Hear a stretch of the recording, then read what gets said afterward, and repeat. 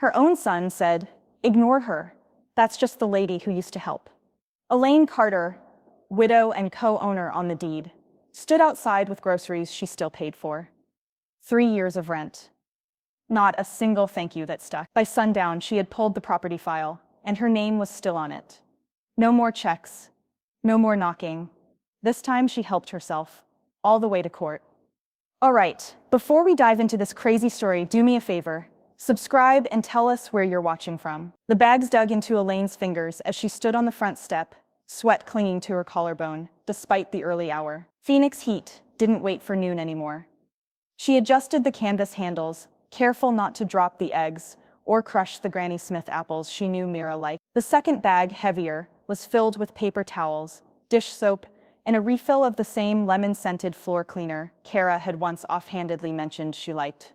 Elaine had driven across town to the cheaper warehouse store for it. She knocked. Not hard. Just enough to announce herself. She heard laughter inside. Kid laughter. Meera and her little brother probably chasing each other around the furniture. Then came the voice, muffled, but clear enough to catch the shape of it. "Just ignore it. That's the lady who used to help us." Elaine blinked. The words didn't settle right. At first, she wasn't sure she'd heard it correctly. Then Kara's voice followed, lower, like she didn't want it heard through the door. "I told you to stop calling her that when she comes by." Comes by. As if she were some door-to-door pest with a pamphlet. Elaine stood frozen, one shoulder sagging under the weight of the groceries. The eggs would be sweating by now. She shifted slightly, a plastic container of strawberries tipping sideways in the bag. The door creaked open, just an inch. Just a crack. Kara's eye appeared behind the security chain. "Oh. Elaine, sorry, now's not really a good time." No apology in her voice. Just efficient dismissal, like a waitress cutting someone off at last call. Elaine nodded slowly, lips pressed into a line. "I brought some things for Meera, grocery." "Oh, that's sweet, but we're trying to teach them about boundaries lately. You know?" Kara gave a tight smile, then glanced behind her like she had somewhere urgent to be. "Can we maybe catch up another time?" The door closed before Elaine could respond. Not slammed. Just done. She stood on the porch another 10 seconds, heart thudding like she'd run up the stairs. She let out a long breath through her nose. The air smelled like sunburned stucco and overcooked grass. Then, with deliberate quiet, she turned and walked back down the walkway. The bags went in the trunk. The eggs were, miraculously, still intact. She sat in the driver's seat for a moment, both hands gripping the wheel, but she didn't turn the engine over. Instead, she picked up her phone from the cup holder and opened the Notes app. The old search bar waited at the top, cursor blinking. She typed one phrase without hesitation. Property deed, Brian and Elaine Carter. It had been 3 years. 3 years of mortgage payments she'd auto-drafted from her own checking account when Brian lost his tech job. She remembered every call, "Just until we get back on our feet, Mom. You're the only one we trust with this." Elaine's thumb hovered, then tapped open the document she'd saved and emailed to herself for safekeeping. The PDF loaded slowly on the cracked screen. There it was. Elaine Marie Carter, listed owner, 49%. Brian Carter, co-owner, 51%. The name order hadn't changed. Neither had the inked lines showing who had paid the down payment. She'd signed most of it. Every third page, initials neat and squared like she used to do at the post office. She remembered now. Brian had emailed her a quitclaim deed once, casually. Told her it would just simplify things for taxes. She hadn't signed it. Something had told her to wait. Outside, a pickup rumbled past, stirring dry leaves and fast food wrappers down the curb. She didn't look up. She stared at the screen, at her name on the deed, and remembered how Kara used to tell people. "We bought the house right before Brian got laid off. It was just awful timing." No mention of who covered the timing. Elaine closed the PDF, set the phone in her lap, and took one more look at the house. The house she'd helped buy, repair, save from foreclosure. The house where she wasn't even worth a full greeting anymore. She turned the key in the ignition. Calm as ever, she didn't stop for coffee or take the long way to cool her nerves. The turn signal clicked, steady, as a metronome, while she changed lanes onto the 60, heading east toward Leon's place. The house she'd just left in her rear view wasn't a home anymore, just drywall over disregard. The desert rolled by in smears of sandstone and sun-scorched palm trees. But Elaine's eyes stayed forward.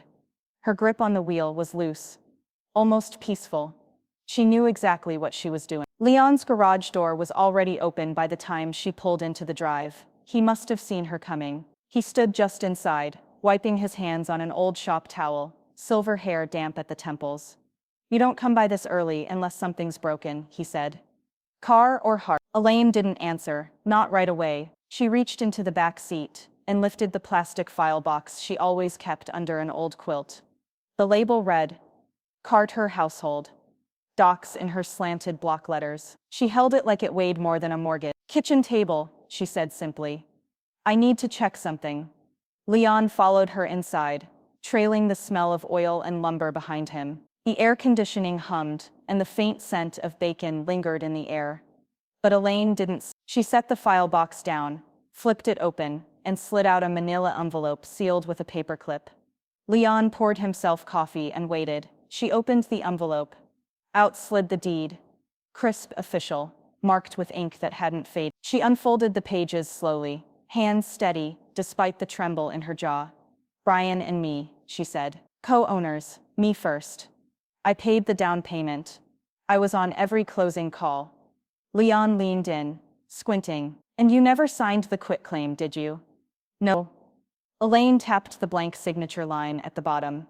"He emailed it in said it'd make taxes easier if I just transferred everything over to him." "You didn't trust it?" "I trusted him. Didn't trust how easy he said it'd be." Her lips twisted. "So I waited." Leon nodded slowly. "Smart.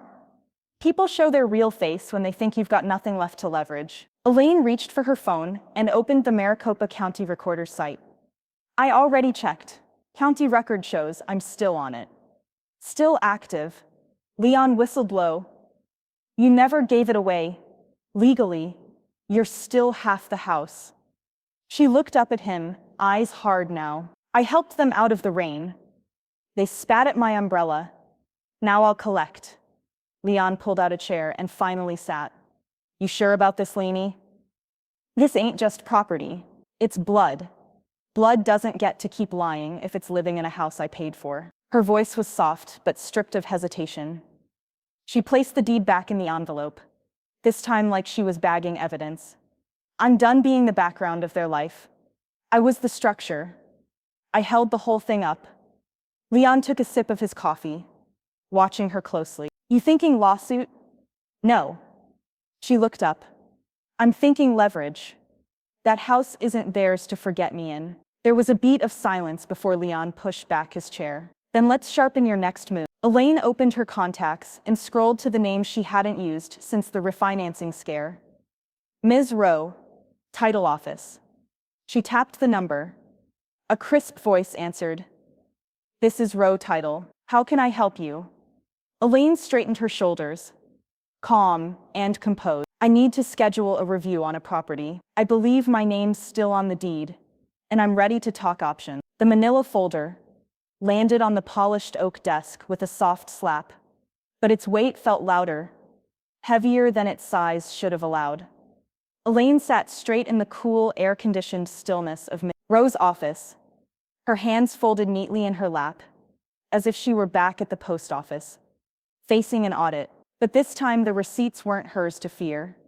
They were hers to wield. Across from her, Ms. Rowe adjusted her bifocals and opened the folder. "I highlighted the payments in pink," Elaine said calmly. $1,800 every month, never missed a single one." Ms. Rowe flipped the pages, each one bearing a timestamp, a transaction ID, and the name of the mortgage company. No ambiguity, no shared account. Every payment pulled directly from Elaine's own checking account. "You have statements going back to 2020, but people get real forgetful when comfort makes them bold." Ms. Rowe nodded slowly, lips pursed. She wore her usual navy blazer and pearl earrings, classic, unbothered. But her eyes sharpened with each page she read. "You said your name's still on the deed." Elaine pulled out a second document. A printed screen from the county assessor's site. Verified. 49% me, 51% Brian. But I covered 100% of the payments since March 20. Ms. Rowe set the paperwork down. They ever pay you back? Reimbursement? Elaine laughed under her breath, a dry sound that didn't quite reach her eyes. They called it a blessing. I said they'd get around to it. Then they started calling me the lady who used to help. Ms. Rowe leaned back in her chair. Mrs. Carter, this house would have defaulted without you. Your payments didn't just assist. They sustained the property, and based on this paper trail, there's a clear argument that you weren't just a cosigner. You were the primary financial contributor. I know, Elaine said quietly, her voice low but threaded with steel. But they've built their whole life on forgetting that. Ms. Rowe tilted her head. Have you spoken to them about this? Elaine looked out the office window for a long second. Beyond the parking lot, past the street where the sun beat down on cracked sidewalks and humming AC. No, not yet, but I intend to. There was a beat of silence. Then Elaine added, almost as an afterthought, they didn't just forget the money, they forgot me. Ms. Rowe pushed the folder aside. Here's the truth then. You still have legal leverage, strong leverage. If misrepresentation occurred, if they portrayed the house as fully theirs for credit, taxes, even refinancing, then you may have grounds to pursue full ownership through lien foreclosure, especially with this level of documentation. Elaine nodded once. Then let's talk about filing intent. Ms. Rowe raised an eyebrow. You sure? Once this moves forward, it won't just be a family disagreement. It'll be a matter of public record. Elaine smiled, slow and without warmth. They erased me in private. I'm fine writing myself back in publicly. Ms. Rowe retrieved a form from her filing cabinet, a formal notice of intent to reclaim ownership under lien consideration. She laid it on the desk between them. Elaine reached for the pen beside it. Her hand didn't shake. Just sign here to begin proceedings. I'll handle the rest, Ms. Rowe said. Elaine signed with practiced precision. Not a flourish. Just the solid, straight signature of someone who spent a career stamping mail and balancing federal ledgers. Done. A hum of finality settled into the room like dust. Ms. Rowe gathered the papers, glancing again at the line of highlighted transactions. 3 years of quiet sacrifice. Not one of them acknowledged. You're doing this by the book, she said. That's the best revenge. Elaine stood, smoothed her blouse, and collected her folder. No, the best revenge is letting the paperwork speak louder than I ever will. The smell hit first. Charcoal smoke curling through the dry Arizona air, thick with seared meat and sweet corn. Then came the laughter. Light, warm, full of belonging. The kind of laughter that only happens when people feel safe under their own roof. Elaine's hands tightened on the steering wheel as she turned the corner onto Juniper Ridge Lane. The house, her house, half of it anyway, was trimmed with string lights that blinked lazily in the heat. Folding chairs lined the lawn. A bounce house sagged slightly on the edge of the driveway, already losing air like a tired balloon. A welcome summer banner stretched across the garage. She slowed the car to a crawl, keeping to the curb. There, on the porch, Kara laughed into a wine glass, surrounded by women in wedge sandals. Brian manned the grill with a pair of tongs, flipping something with performative swagger. Kids darted through the yard in swimsuits, shrieking with joy. Elaine spotted Meera near the gate, a sparkly purple headband in her curls. The girl paused mid-skip rope, catching sight of the gray sedan as it rolled past. Meera smiled, hesitated, then gave a small, tentative wave. Elaine's fingers lifted instinctively from the wheel. But before she could return the wave, Kara's voice sliced across the yard. Meera. Away from the street. Meera looked down, dropped the rope and scurried back toward the house. Brian finally noticed the car. His face flattened. Recognition. Then discomfort. He raised a hand in a half-hearted greeting as Elaine brought the car to a stop just across the street. She rolled down the window. Didn't realize you'd be in the area, he called out, his tone neutral but tight. Elaine raised her eyebrow. Neither did I. Just happened to be running errands nearby. Kara approached now, wine glass in hand, her tone practiced and airy. Oh, this? Just something last minute. We meant to invite you. But, she trailed off with a smile that didn't reach her eyes. We figured you're not really into loud get-togethers. You always liked your peace and quiet. Elaine nodded slowly. I do. Brian stepped beside Kara, lips pursed. We didn't think well.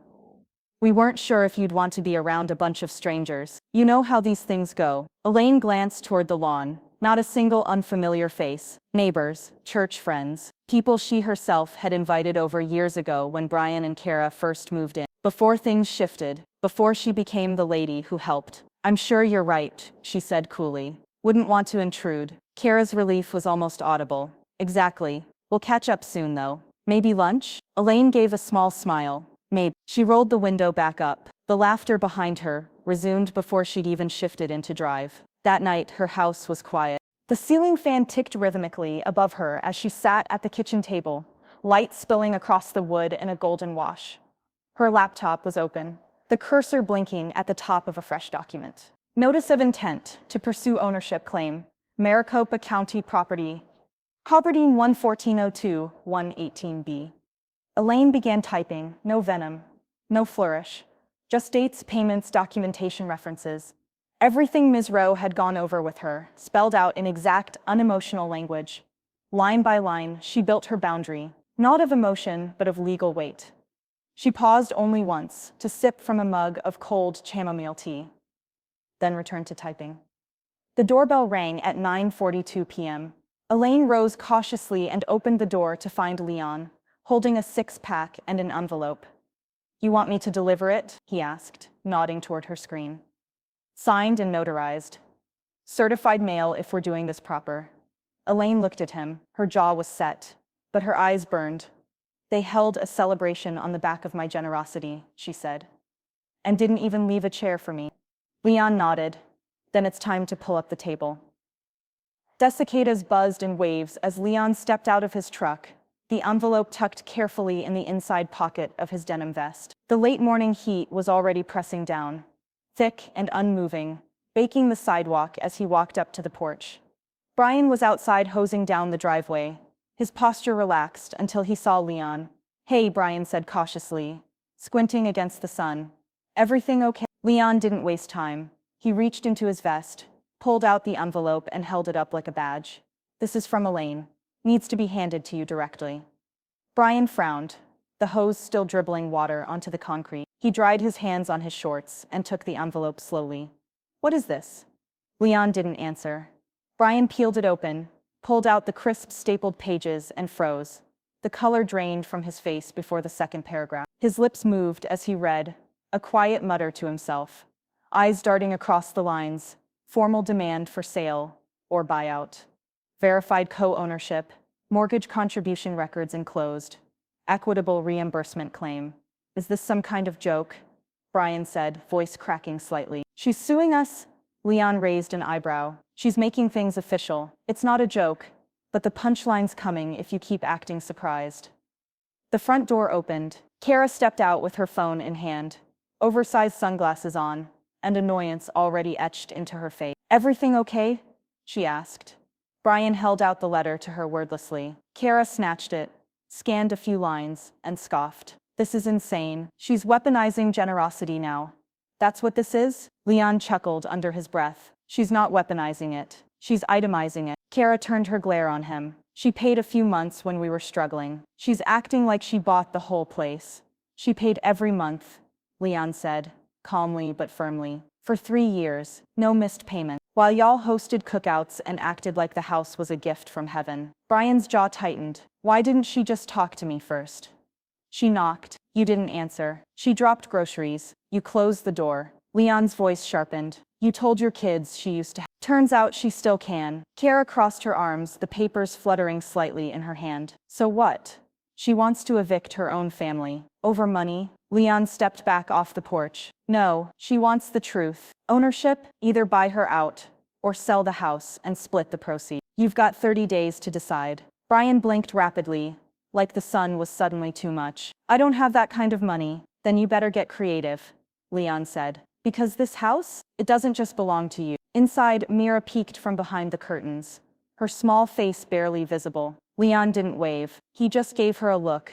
Calm, warm, grounding. The kind of look Elaine gave her when she handed her a fresh orange slice and told her to sit in the shade. Back in his truck, Leon called Elaine. It's done, he said. He read every word.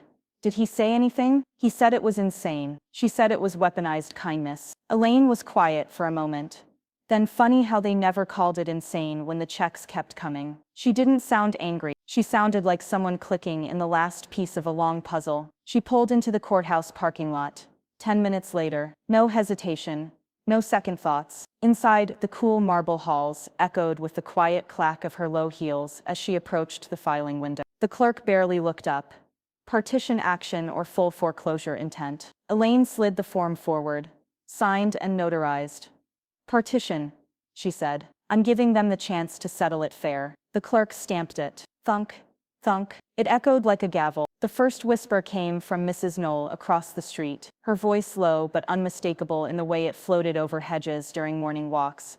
Property dispute filed. Her own son, can you imagine? By Thursday, the whispers turned into text. Then came the questions, thinly veiled behind polite smiles. Elaine, honey, everything okay over there? Saw your name pop up in the county site. Just wanted to make sure you weren't, being taken advantage of. Elaine nodded, gracious but firm. I'm just setting things straight. The public notice had been posted on the Maricopa County Recorder's website.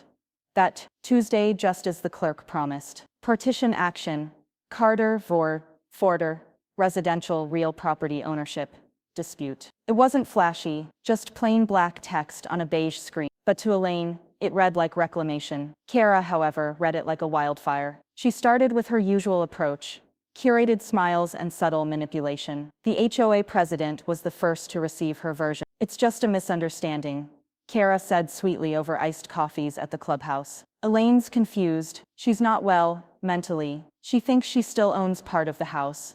But we've tried to explain. Elaine didn't yell. She didn't storm in or stage a scene. She printed out her bank statements, every $1,800 monthly payment, highlighted, bound in a plastic sleeve. She attached the thank you emails from Brian. Short, often sent at midnight. Always appreciative. Thanks again, Mom. Don't know what we'd do without you. You really saved us. Just a few more months, I promise. She made 3 copies. She gave one to Ms. Rowe, one to her attorney, and one sat in a neat folder on her porch table, right next to the citronella candle, and a glass of unsweetened iced tea. It was a quiet statement, left there intentionally. For neighbors, for gossip, for proof. So when Tabitha from 2 doors down stopped by, biting her lip and glancing toward the Carter house, before saying, I heard Kara said you were exaggerating things, Elaine simply slid the folder across the table. Tabitha read the top few pages, her mouth pressed into a tight line. She didn't mention this. Elaine nodded. They never do. That afternoon, Ms. Rowe called. I spoke with the court liaison, she said. Your claim holds, not just morally, legally. You have documented interest, financial contribution, and no record of voluntarily releasing ownership. Elaine didn't smile, but she did close her eyes for just a moment, as if letting the truth settle into her bones like sunlight. They'll keep spinning, Ms. Rowe added. But paper doesn't lie. By the weekend, the neighborhood's temperature had shifted. Not literally, it was still 10-8 degrees by noon. But socially, Kara and Brian stayed inside more. The grill sat untouched. The string lights that had glowed during the cookout never turned back on. Elaine sat on her porch each morning like clockwork, wearing her wide straw hat, her iced tea, sweating in the heat. She waved when Meera walked past on her way to the bus stop. Kara avoided eye contact. Brian once offered a stiff nod. Elaine returned nothing. Then, late Saturday afternoon, her phone rang with an unknown number. She answered, expecting a spam call. Hi, is this Elaine Carter? Yes. This is Lacey, with Desert Horizon Realty. I saw your partition filing, and I'm calling to ask if they don't buy you out within the legal time frame. Would you like to list the house? Elaine didn't answer right away. She looked across the street, where the Carter home sat sealed tight with its curtains drawn and blinds down. A house can be full of people and still be hollow. She sipped her tea, ice now melted to water. Let's talk Monday, she said. 2 days later at courtroom, the judge didn't raise her voice. She didn't need to. Her gavel tapped once, quick and final, sealing the courtroom in stillness.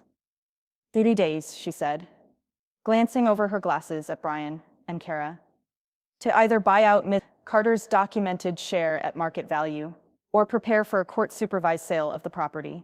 Elaine didn't look at them. She focused instead on the notepad in front of her, where she'd written the figure just minutes earlier. Appraised value of home, $228,000. Elaine Carter's share, 49%. 11,720 no rounding. No debate.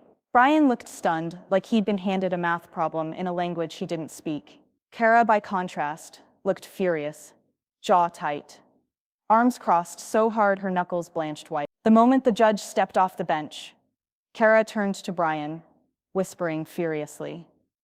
"Oh." Elaine gathered her things without looking their way. Yue. Outside the courthouse, the air felt thicker than usual. A dust storm was building in the east, sky bruising towards Scipia. Leon was waiting by the truck, arms folded. Yue. How'd it go? He asked. Elaine handed him the paperwork. Clocks started ticking. Yue. The following week was a symphony of scrambling. Yue.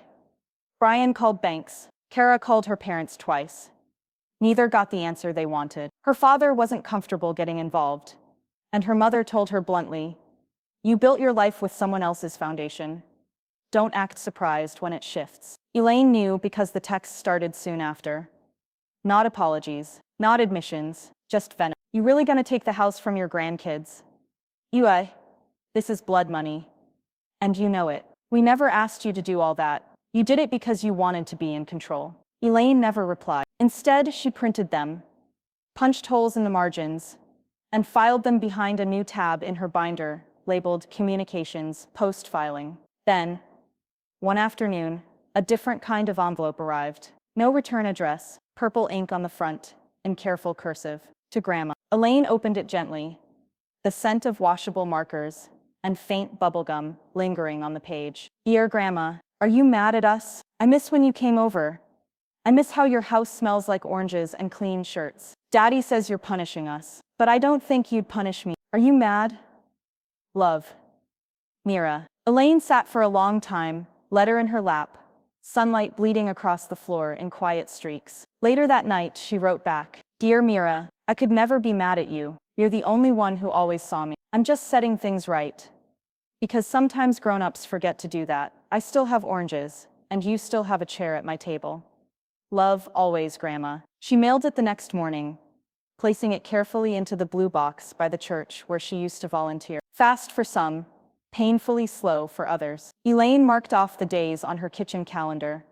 A red X for each morning passed without a cashier's check or a phone call. 30 days shrank to 20, then to 10, then to 1. On the morning of the deadline, she sat on her porch with her tea, same as always. At noon, Leon pulled into her driveway with a quiet nod. Nothing? He asked. Elaine exhaled through her nose. Nothing. At 4:48 p.m., the deadline passed. No payment, no buyout, just silence. Elaine walked inside, opened her laptop, and sent a single email to Ms. Rowe. They missed the window. Please initiate listing process. The sale was no longer a threat. It was the next step. Next day, the metal stake cut into the dirt with a sharp final thunk. Then came the plastic sign. White background. Red letters, bold and unapologetic. For sale. By owner of record, Elaine Carter, the real estate agent, a woman named Lacey, with sun-chapped lips and mirrored sunglasses, stepped back and surveyed the sign with the satisfaction of someone lighting a slow fuse. Across the street, curtains shifted. A silhouette, Kara, moved quickly from the front window. Elaine didn't flinch. She stood beside Leon at the curb, clipboard in hand, listening to Lacey explain the open house timeline. Her hair was pinned up tight, her blouse buttoned to the collar, every detail of her appearance deliberate, sharp, composed. She looked like exactly what she was, the owner of something that used to be taken for granted. Within 10 minutes, Kara stormed across the lawn, barefoot, her sundress dragging slightly through the gravel. You put the house on the market? She hissed. Are you serious right now? Elaine kept her eyes on the paperwork. I offered 30 days. That's come and gone. This is vindictive. No, Elaine said. It's overdue. Kara's voice cracked. We have children in that house, Elaine. Elaine finally looked up. Then, you should have protected the roof instead of pretending I never helped hold it up. Kara's face twisted, confusion colliding with fury. Can we just talk? Like family? Please. Elaine handed her a sealed manila envelope. 2 choices. Sign the deed over to me, and stay rent-free for 60 days while you figure out your next step. Or vacate in 60. Either way, I'm moving forward. Kara opened her mouth to argue, but nothing came out. Behind them, Brian appeared on the porch, arms crossed, expression thunderous. He called out, "You think we won't fight this?" Elaine reached into her purse and pulled out her phone. She scrolled for a moment, then tapped the screen. Brian's voice, distorted slightly from speakerphone recording, filled the air. "You've done enough, Mom. We're not your responsibility. You need to back off." Elaine let it play once more before silencing it. "Good to know you agree," she said calmly. "Because that's now true." Kara touched his arm to stop him, but it was too late. His anger had nowhere to go. "I gave you grace," Elaine said, folding her hands in front of her. "Now I'm giving you clarity." He turned to Leon. "Let's prep the yard for Sunday." That afternoon, the front lawn transformed. Leon trimmed the overgrown hedges.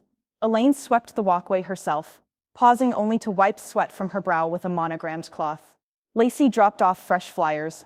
Crisp design, clean type, high-resolution photos taken earlier that week, with the yard angled just right to avoid showing any signs of Brian or Kara. As dusk settled over Phoenix, casting long lavender shadows across the sidewalk, Elaine placed a pitcher of lemon water and a tray of paper cups on the porch table. She didn't plan to greet visitors, but she wanted them to feel welcome. But by Sunday morning, the driveway was full. Young couples, retirees, a divorced woman with 2 kids. They all strolled through Elaine's house, admiring countertops she helped pay for, complimenting a kitchen layout she'd argued with the contractor about. Kara stayed hidden, the buy-in left in his car, tires squealing. Elaine sat beneath a wide patio umbrella, flipping through a gardening magazine, the real estate agent doing all the talking inside. Lacey stepped out near the end and the showing, and walked straight to Elaine, with a gleam in her eye. "We just got a full-price offer," she said. "Cash buyer, wants a fast close. You'd be the seller of record." Elaine didn't blink. "Tell them we'll review by morning." EBL. She looked across the lawn to the window where Meera's watercolor sun catcher still hung crooked, swaying in the breeze. It was the only thing that felt honest in that house anymore, and even that would soon come down. The closing documents were ready on a Wednesday. Ironically, the same day Kara used to host her midweek wine and vision board night. This time, the only thing being manifested was transfer of ownership, finalized in ink and initials under the steady eye of a notary who didn't bother to smile. Elaine sat at the title office, Lacey beside her, as the final paperwork slid across the table, like the last move in a slow, brutal chess game. "Once you sign, the buyer wires funds within 48 hours, Lacey said, her voice gentle but charged with finality. "After fees, taxes, and prorated utilities, you'll walk with approximately 100. Elaine signed each page without hesitation, no flourish, no pause. The tip of her pen etched each loop with surgical precision. Across town, Brian and Kara were just receiving the certified letter from escrow. Title transferred, sale closed. Vacate by 5 p.m. Friday. The buyer had no interest in tenants. That door had already closed. Brian called twice that evening. Elaine didn't answer. His third message went straight to voicemail, where he sputtered something between rage and resignation. Friday afternoon, she parked 2 houses down and watched through her sunglasses as Kara emerged from the house for the last time. There were no moving vans, just a tired minivan and a dented U-Haul trailer. Brian could barely back into the driveway. The yard was unkempt again. The string lights still hung limp and sun-faded from the porch. Meera's sun catcher was gone.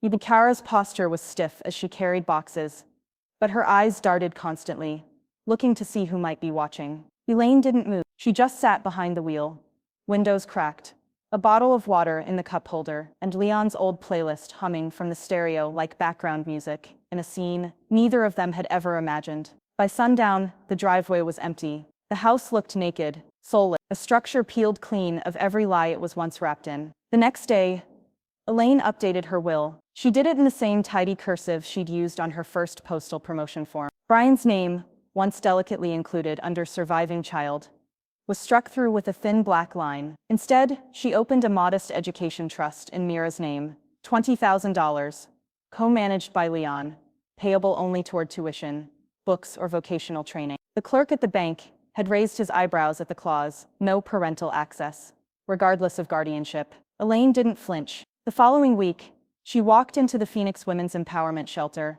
and wrote a check for 10, anonymous or named, the director asked. Elaine smiled faintly. Call it from the lady who helped.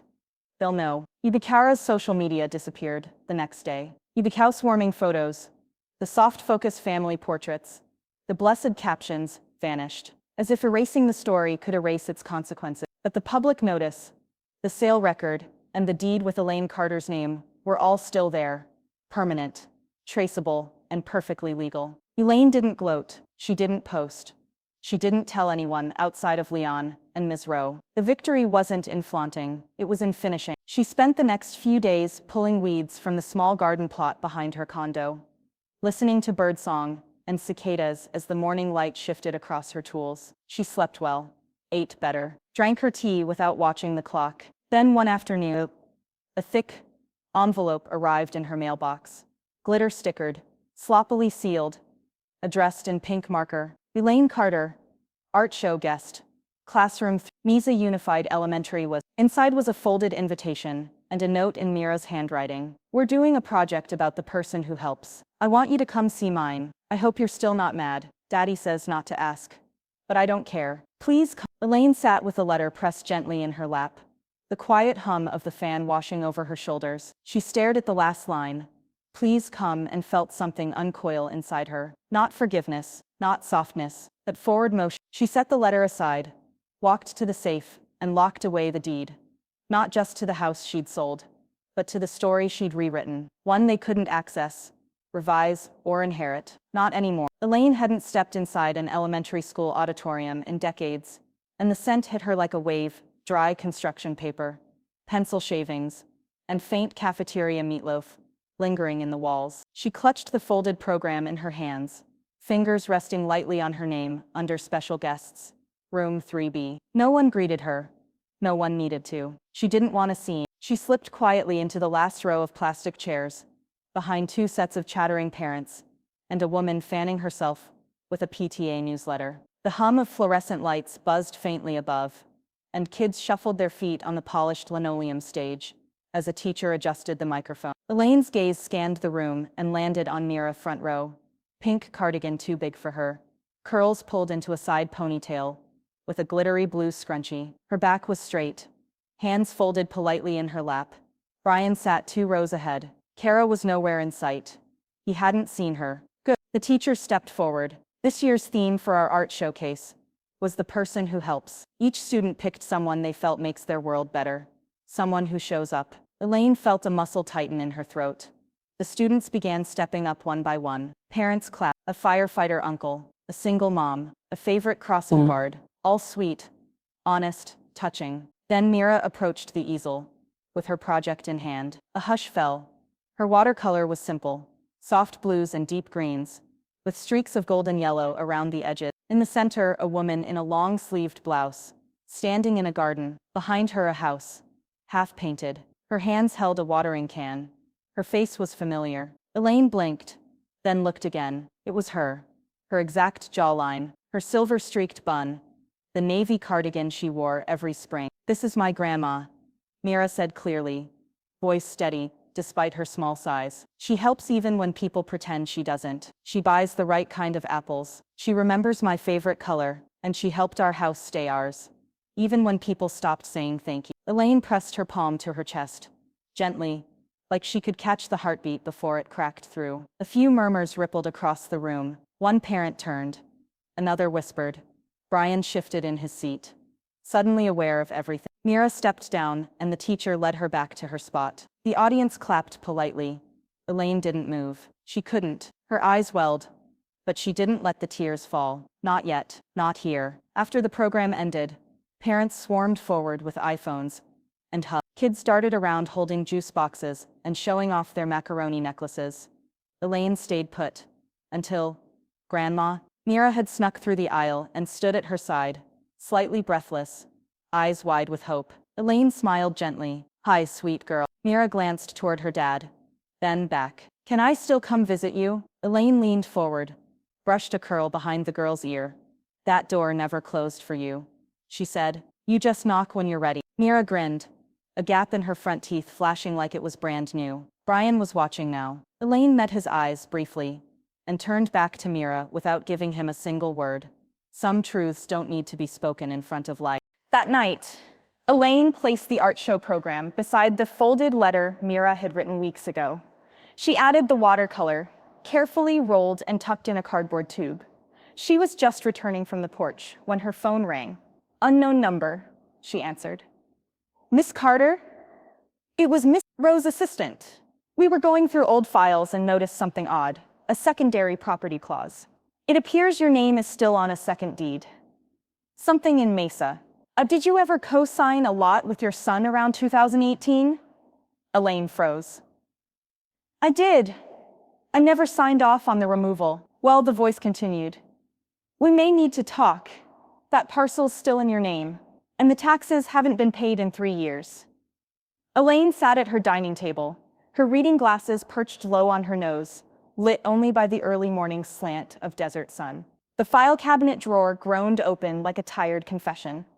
Inside, neatly labeled in her handwriting, was the folder Mesa Lot, 2018. She hadn't opened it in years. The papers were crisp. Original. She thumbed through the stapled packet and found exactly what she'd suspected after that late-night call. Elaine M. Carter, co-owner, 51% stake. Brian Carter, co-owner, 49% stake. A single line handwritten in blue ink caught her eye. Temporary hold until business paperwork filed. She remembered the moment clearly now. Brian had called it a smart investment. A vacant parcel on the edge of a slowly growing Mesa suburb. He'd pitched it as a mobile food truck lot, then mentioned Kara might rent it out for pop-ups or events if things go well. It never grew, but it never disappeared either. He just stopped mentioning it. Elaine had signed only one document, the purchase deed. But she never followed through on the title transfer paperwork. Brian casually emailed her 6 months later, unfiled, unsigned, and now buried in that drawer. She checked the county records. There it was, still active, still carrying her name, plain as sunlight. And just below it, unpaid property taxes, 3 years delinquent. Amount due 2,000, the kind that doesn't come from joy, but from quiet recognition of the next chesmos. The Mesa County Assessor's office smelled of copier toner and burnt coffee. A young clerk in box braids tapped at her keyboard as Elaine handed over the documents and a cashier's check for the full tax amount. "You're requesting full title reassignment under default clause?" the clerk asked. "I am," Elaine said, "as primary named owner and taxpayer of record." The clerk scanned the file. "You'll get a confirmation letter in 7 business days, but it'll post publicly before that." Elaine nodded. "That's fine. Let the dust start early." The man laughed so hard he nearly dropped his sandwich when she told him, "You mean to tell me they forgot again?" "Elaine, they didn't just underestimate you. They erased you from their memory like a whiteboard." Elaine raised her eyebrows. "They erased me because I let them write the story." "Not anymore." Leanne pointed at the paperwork spread on the table. "You helped them buy this thing. Paid the front half. Didn't sign off. And now you own it outright because they couldn't even keep up $80 a month taxes." Elaine folded the tax notice in half and tucked it into the new binder, labeled Mesa Parcel. "Every time they stop saying thank you, something comes back to me." The Friday Kara had caught wind of the reassignment. She left a voicemail not hostile, but sharp with entitlement. "This is clearly a mistake. We've been using that lot for years. I even hosted an event there last month. You can't just take it like that. I don't think you understand how commercial titles work." Elaine didn't respond. Instead, she printed the voicemail transcript and added it to the folder. That evening, she walked the edge of the lot for the first time in years. It was dust dry, but there was something promising about it. Weeds growing wild in the corners. A lonely folding chair tipped over under a half-dead Palo Verde tree. Faint chalk outlines from what looked like a weekend pop-up market still scuffed the asphalt. She stood in the middle of it and turned in a slow circle, imagining something new, not profit, not punishment. Possibility. On Monday, the confirmation arrived. Full title transfer completed. Sole ownership, Elaine M. Carter. The legal notice would hit the county registry by noon. Elaine's car coasted slowly past the apartment complex on East Van Buren. Windows up, air conditioner humming, a soft whistle through the vents.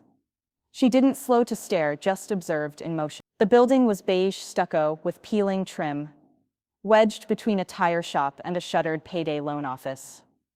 A rusted basketball hoop clung to a cracked blacktop where two shirtless kids dribbled a worn ball. Window units buzzed from every third apartment. Laundry lines hung from balconies like surrender flags. Unit 22, second floor corner.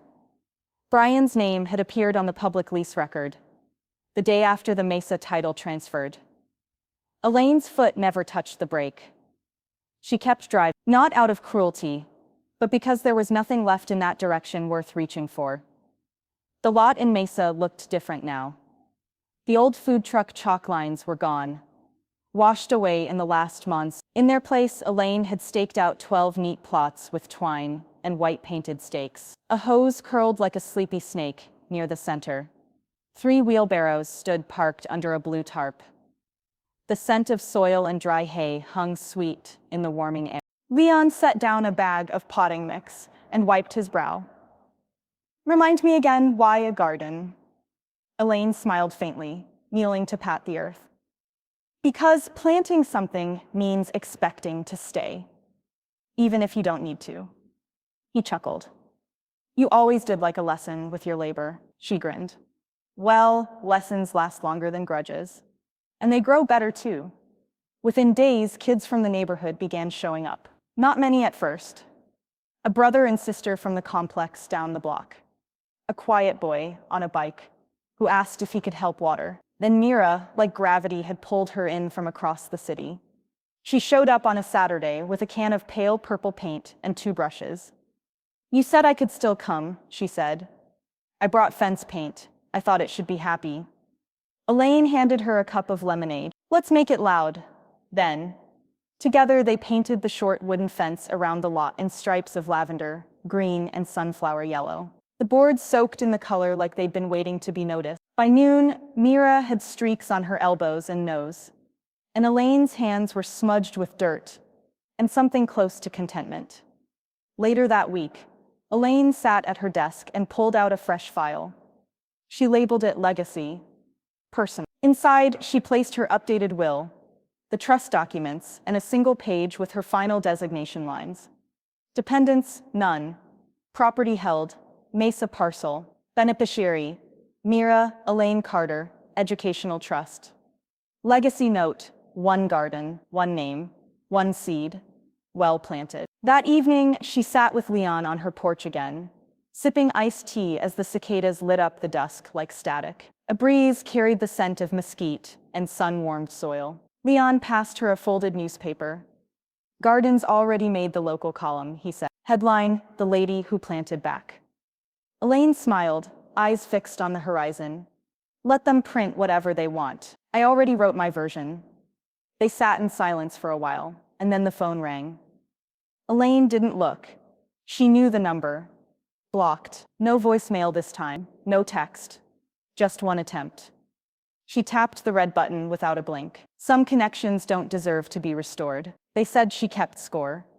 She sent them the scoreboard. The envelope was thick, flat, and perfectly square, delivered by certified mail with a green return receipt card, stapled to the back. Elaine had spent the better part of a Sunday afternoon preparing it, her kitchen table lined with spreadsheets, scanned statements, and a printed paper trail that reached back 3 years like a vein through time. It wasn't revenge. It wasn't even a demand. It was documentation. She included every payment, each $1,800 monthly transfer to the mortgage company, plus the property taxes she'd covered in 2021 and 2022, the utilities she paid for without ever living there, and a few receipts for groceries she dropped off even after Kara stopped answering the door. The final line on the last page was in bold. Total contributions on behalf of Brian and Kara Carter, 67. She mailed it Monday morning from the main downtown post office, sliding it across the counter with a steady hand and a knowing smile. The clerk asked, "Anything fragile?" Elaine replied, "Only their story, not returned through the postal system, but by hand." delivered in a thin manila sleeve with no note, no formality. Inside, the final invoice, ripped in half down the center, folded once and creased at the corner, as if Brian had considered throwing it out and decided instead to insult it. Elaine didn't react. She simply unfolded the page, smoothed it with her palm, then filed it in the back of her estate binder, under the tab marked Acknowledged. The next morning, her phone buzzed with a message from Leon. Check the Sunday Gazette. On page B3, under a column titled Profiles in Quiet Justice, sat a photo of the community garden. Elaine was kneeling beside a raised bed, her gloves covered in soil, a child's hand. Meera's holding a trowel beside her. The headline read, "The Lady Who Helped. From Family Betrayal to Neighborhood Bloom." The article told no secrets. It didn't name Brian or Kara, but it painted a picture of sacrifice, survival, and a garden that grew in the middle of a financial storm. Elaine read it twice, not for vanity, but for validation. She clipped it out, folded it neatly, and tucked it behind Meera's artwork in her memory box. The handwriting on the front was unmistakable, small, careful, and slightly tilted, like it had been written in a quiet room while holding one's breath. Inside was a single sheet of notebook paper, purple ink. "Dear Grandma, Dad said I shouldn't write you again. He said it makes things hard, but I miss you more than I care about things being hard. Can I come visit every weekend? I like helping with the garden. I want to paint more of the fence. I think we should add a sunflower patch. I'll bring snacks. I won't tell Dad. I just want to be where things grow. Love, Meera." Elaine held the letter in both hands for a long time, letting each word settle into her skin like rain into dry earth. The line that struck her most wasn't even the question. It was the declaration, "I just want to be where things grow." She read the letter again, aloud this time, alone in the stillness of her front room. Then she walked to her desk, opened her planner, and circled every Saturday for the next 3 months. In green ink. Beside each one, she wrote, "Meera, snacks, paint, sunflower." Because legacy wasn't in bloodlines or trust funds. It was in the hands that still reached out when everything else fell away. Elaine had never set foot in a trust lawyer's office before. She didn't like the word trust, because it had been twisted too many times in her life. But on a cloudless Thursday morning, she stood at the front desk of a modest law firm in downtown Phoenix and said it aloud anyway. "I'd like to open an educational trust," she told the receptionist. "For my granddaughter, Meera Elaine Carter." In the polished wood-paneled office, she sat across from a paralegal who looked too young to rent a car but took meticulous notes. Elaine laid out the terms plainly: $40,000 earmarked for tuition, books, and fees. Funds accessible starting at age 16, with matched contributions if Meera pursued any form of continued learning, college, trade school, or otherwise. No access by parents. No co-signers. No contingencies based on family approval. "I want to make sure she always has something that's hers," Elaine said. "No strings. No guilt." The paralegal nodded. "And the executor?" Elaine smiled. "My brother, Leon Carter. He knows where every dollar came from and why none of them are for show." They signed the paperwork that afternoon. The notary stamped each page with clean, heavy thunks that seemed to reverberate through Elaine's chest. Not like a hammer, but like a heartbeat starting up again. The next step was easier, finalizing her medical directives. She checked the boxes: DNR, no extraordinary measures, end-of-life power of attorney, assigned to Leon, a clean line drawn through the field labeled next of kin, primary son. "Strike him from all decisions," she told the clerk. "I already made the last one he was supposed to." With the remainder of her sale proceeds, what was left after Meera's trust and property upkeep, Elaine wrote one last check: $10,000 made payable to the Arizona Alliance for Elder Justice. On the memo line, she wrote, "For the ones who kept receipts." The woman at the nonprofit blinked when Elaine handed it over. "This will go toward litigation support and outreach programs." "Are you sure you don't want recognition?" "I'm not here for applause," Elaine said. "I'm just finishing what someone else thought I wouldn't start." A week later, the garden bloomed with folding chairs, paper lanterns, and laughter. The neighborhood had organized a thank you picnic for Elaine, complete with homemade lemonade, store-brand cupcakes, and a hand-painted banner strung between 2 fence posts. "Thank you, lady who helped." She didn't cry. She didn't need to. Meera stood up near the end, nervously clutching a microphone that was too tall for her, My grandma shows up, she said, even when it's not easy, even when other people don't. She plants things, and then she makes sure they grow. And I'm really lucky to be one of those things. The crowd clapped. Leon handed Elaine a napkin, even though she hadn't shed a tear. Just in case, he said. Deed transfer confirmation. Mesa parcel. Title, sole owner, Elaine M. Carter. Status, irrevocable. 0 liens. 0 co-owners. She stood in the hallway, holding it. The paper warm from the mailbox, and the late sun still glowing behind her. Every loose thread had been tied. Every name that once shadowed her legacy had been trimmed like overgrowth choking a tree. She walked to her desk, placed the deed in her legacy file, and exhaled deeply, something between relief and reclamation. Meera's sneakers squeaked across Elaine's kitchen tiles as she darted toward the oven, a streak of flour dust trailing her like smoke. Her apron, too big, tied twice at the back, hung crooked as she peeked through the glass. They're rising, she said. Eyes. Elaine wiped her hands on a dish towel, leaning over to check. Don't slam the door, or they'll fall. Meera nodded solemnly, then giggled. They smell like cinnamon and dreams. Elaine raised a brow. That better not be from one of your school poems. It's not, Meera said, grinning. It's from the one I didn't turn in. They spent the afternoon pulling basil and mint from small pots lining the windowsill, cutting them with scissors. Meera insisted on calling garden. Later they played cards at the dining table. Meera learning how to bluff with all the subtlety of a neon sign. Elaine let her win once. Maybe twice.